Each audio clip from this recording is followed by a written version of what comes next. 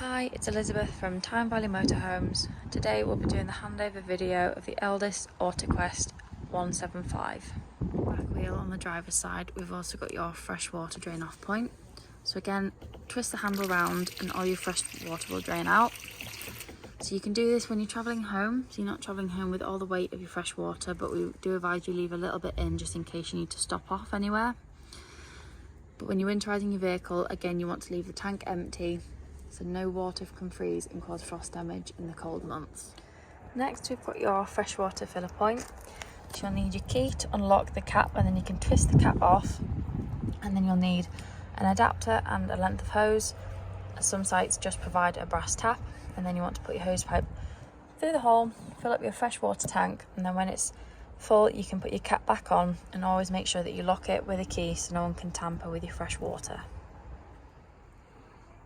Under the vehicle on the driver's side, we've got your wastewater drain off point. So you just want to twist the handle round and any wastewater will drain out of the tank. So you want to do this when you're leaving a site, so you're not travelling home with the extra weight of wastewater, but also when you're winterising the vehicle, you don't want to leave any water in the tank to freeze and cause frost damage through the colder months. Next thing you come to is your cassette locker.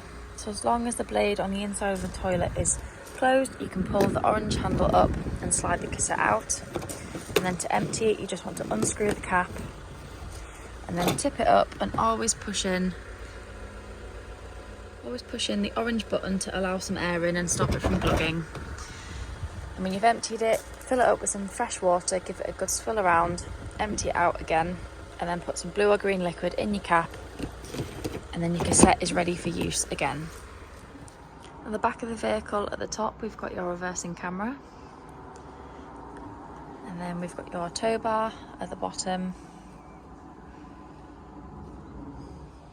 The back of the vehicle on the passenger side, we've got your gas locker. This will hold 2 kilogram gas bottles. When you are connecting your pigtail to the gas bottle, remember it's left to tighten, right to loosen. And then on top there's a dial where you can turn your gas flow on and off. Always make sure you have your bottles strapped in when travelling so they don't rattle around. First thing we'll come to behind the driver's door is your leisure battery and then your hookup point. So when you're hooking your cable up to the vehicle, you want to lift the cap on the cable and then align it to the vehicle. And always connect the cable to the vehicle first and then the mains, and then when disconnecting, disconnect from the mains and then the vehicle, so you're never walking around with a live lead. On the outside of your passenger door, we've got your diesel filler point, so you need your ignition key to open up the diesel cap. Just on the outside of your passenger door, we've also got your ideal tyre pressures. On the front, we've got your bonnet release. Under the bonnet, the main things you want to focus on is your screen washer fluid, you've got your engine coolant and your brake fluid, your oil, negative, and then your positives just down there if you need to give or receive a jump start. And then we've also got the weight plates on the front as well. To use your main control panel, first thing you want to do is turn your master switch on so that everything on the inside of your vehicle will work. And then from here you can turn your internal lights on, and then you've also got rocker switches around the vehicle to turn them on and off individually. You've got your water pump here, but always check that you've got water in the water tank before you put your water pump on. And then you can switch that on and you'll get a pressurised flow of water throughout your vehicle. And then last, we've got your awning light for the outside. When you press your water switch on here, you'll see the dial move and show you your water level. When using your fridge, to turn it on, you just want to hold the on button down until the lights come on.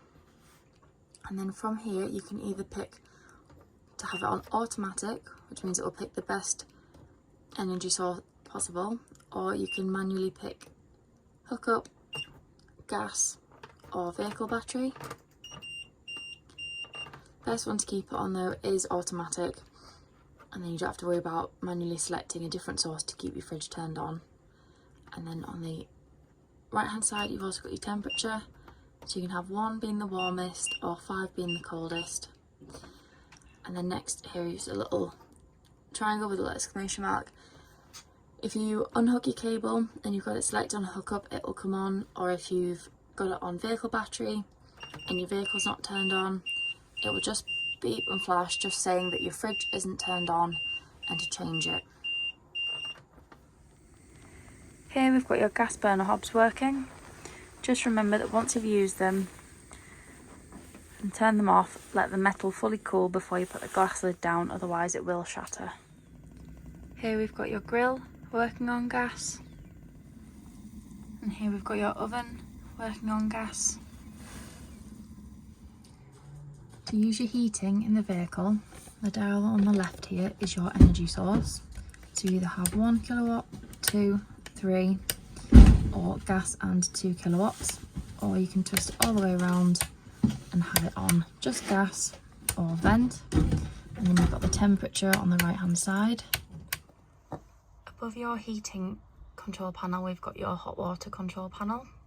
So on the left, you can heat your water on gas by just flipping the switch down. You can also have it on 2 kilowatts or 1 kilowatt of electricity, and then when the rocker's in the middle, it's off. Or you can have it on gas and on electric to get the hot water hotter quicker. Next, we've got this cupboard with your trip switches and fuses. So it's always a good idea to take some spare fuses with you on holiday, just in case any of them blow, you can easily replace them. And then above, we've got your trip switches. So if you're hooked up and you're not receiving power in the vehicle, press this button here. If it trips the vehicle, it means there's an issue within the vehicle. However, if it doesn't trip, it means you're not getting any power inside, and it could be an issue with your hookup cable or the mains coming into your vehicle. Under the bench behind your driver's seat, we've got your boiler drain down. If you want to pull the lever up to the top of the ceiling when you want to drain your boiler out, and then push it towards your driver's seat when you want it closed. You want to drain the boiler down when you are winterizing your vehicle, so you don't leave any water in the boiler to freeze and cause frost damage. Or if you're not going to be using it for a couple of weeks in the summer, drain it down just so the water doesn't go stagnant inside. In the bathroom, we've got your large wardrobe with your 2 hanging rails and your TV aerial. And we've got your sink, your large mirror, and we've got your toilet, your cupboard, and then your nice large shower. To turn the front lounge into beds, the first thing you can do is just take the backrests off and use them as 2 large single beds. If you want to make it into a double, pull the base of the bed out on both sides.